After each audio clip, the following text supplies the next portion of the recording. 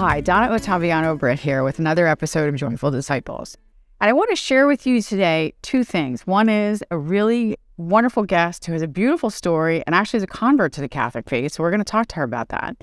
But we're also going to talk about the Catholic Communications Campaign, which will be a collection that happens the week of May 20th and 21st so that you'll know what the efforts are that actually happen in that campaign. So what I want to do now is I want to turn now and introduce you to Jen Mauro, who's the managing editor of the Catholic Star Herald, who hasn't been on this show yet. So welcome, Jen. Thanks, Donna, for having me on the show. So the first thing that I want to be able to do is to talk to Jen about her faith, because that's what we do on this show. So would you be willing, Jen, to share with us a little bit around your journey into the Catholic faith, because you're not a cradle Catholic?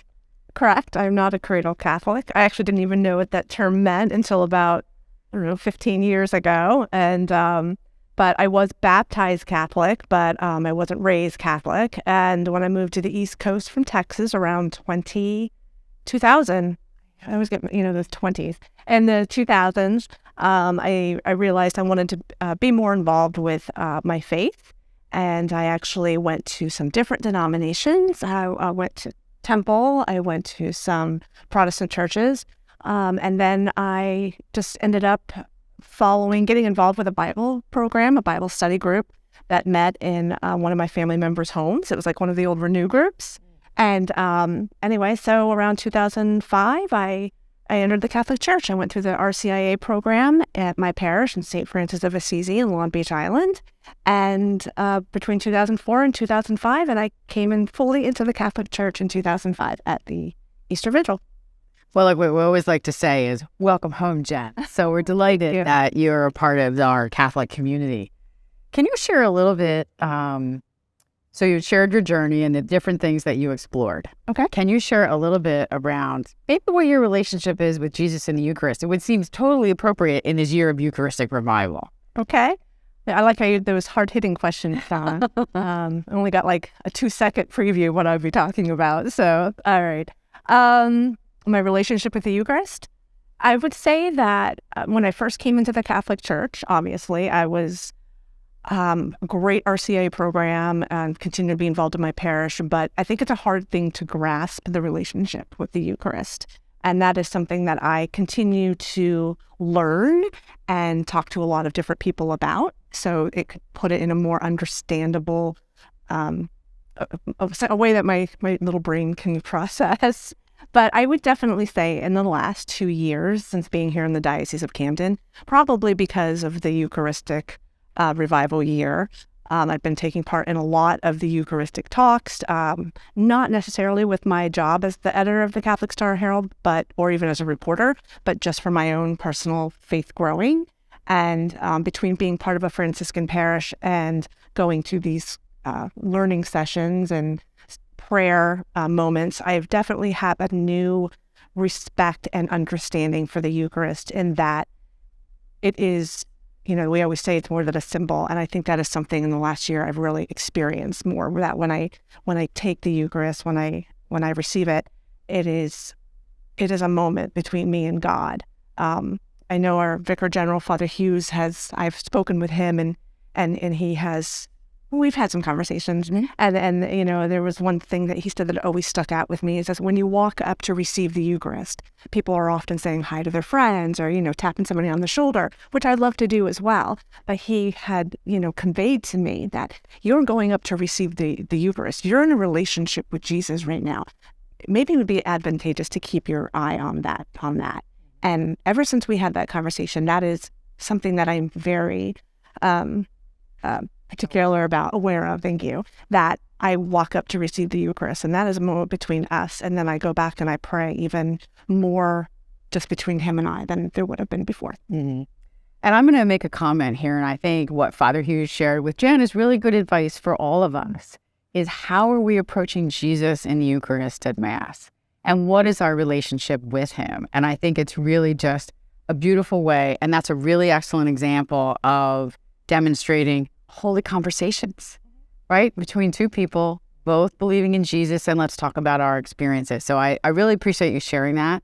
because I think it will touch a lot of people who watch this and give them some thoughts around how am I approaching Jesus in the Eucharist at Mass. Can I add something to this? Certainly. You were talking about communication. I will definitely say that I would not have fulfilled my journey to the Catholic faith if I had not been surrounded by people who were faithful my whole life, whether they were Catholic or not. But once I came closer to the Catholic faith, I talked with a lot of people who are Catholic before making that decision. So I just can't emphasize how important enough it was for me to surround myself with people who were strong in the faith so I could ask questions before I even started the RCIA journey. And a lot of those members were members of my family. See, and they're part of your journey. So I think it's important for all of us, the way Jen now recognizes her accompaniment to the Catholic faith, to the Catholic Church, and all of those people who touched her life. So I'm going to transition now, and I thank you for sharing your story because I think stories are so important. And anybody, and let's talk about why. So you have a media background. I do. Right? Mm-hmm. And so you worked in secular media for quite some time before transitioning into, what do I call this? Is this like faith-based media? What would be the right term? Faith-based media. There's busy saying secular media that when I introduce myself, I say I'm a journalist for the Catholic Church. Right. Okay. So that would be very helpful, right? So now I will refer to you as a journalist in the Catholic Church. Okay. So your journey into even this space in order to serve and to live more fully, what was that like for you? Like, how did you make a decision? I don't want to be in the secular media anymore. I want to be a journalist for the Catholic Church. I'll give you the quick versions. Okay. I was in secular for 15 years, and my first job out of college was about 45 minutes to an hour outside of Manhattan, upstill, middle Hudson Valley, New York. And we were hit hard by 9/11. A lot of people from that area unfortunately died in the collapse of the towers because of how many firefighters that we had in that area. So after that, I came to New Jersey to work for another secular newspaper. But I will be honest, something in my heart was already a little broken from all of that. And just the trauma of, obviously was not a family member of someone who passed away, but we covered families and we've reported on that. And after that, it seemed all very, I don't want to say pointless, but it seemed to tell their stories was an honor, the families that were left behind as well. But I was at that time also now coming into the faith, and I realized I wanted to do something more than report on car accidents or bad news. I wanted to do something more that would uplift, because we have enough bad news in this world and we have enough bad stories. I think it's good to show the positive what's going on, because that is not what is portrayed in regular media. No, it isn't. So even looking at your journey into this space and the stories that you tell of people, because as Catholics, we believe we are the people of hope.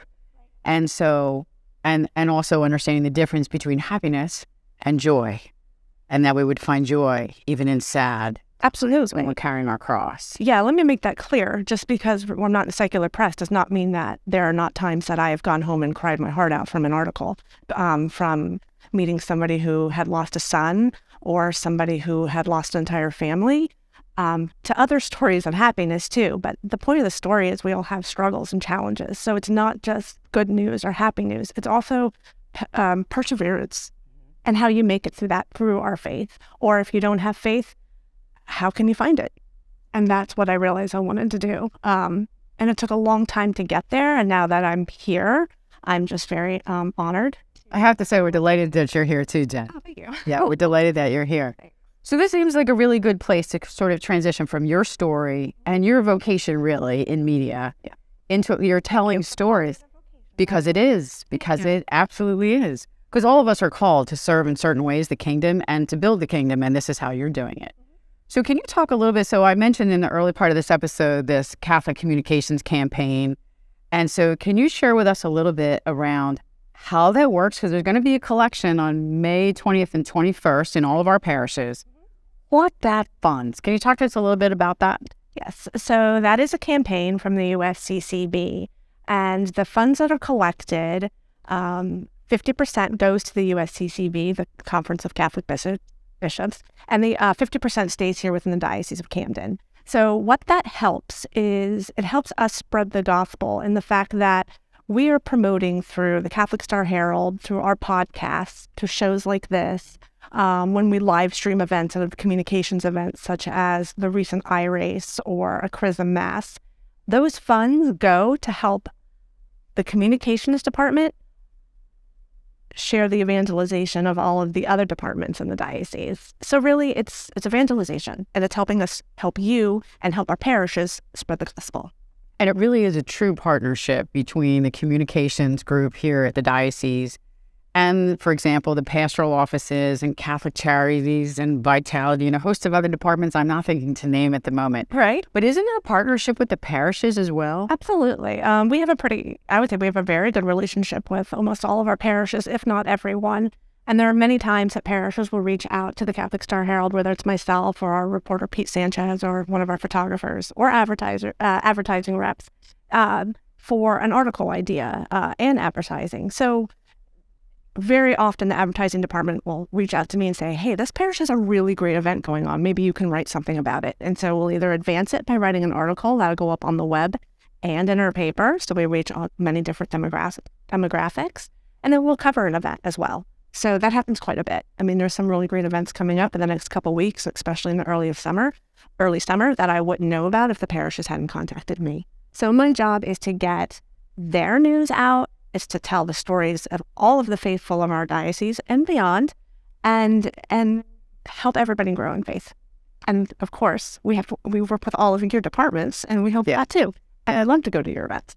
So, well, I'm really glad that Jen was willing to join us on this show, explain the Catholic Communications Campaign to us, understand what those collection dollars, those dollars you'll put into the basket, actually helps us to evangelize from the diocesan level, at the parish level, and through multiple channels. But most of all, we're really happy you're here, Jen.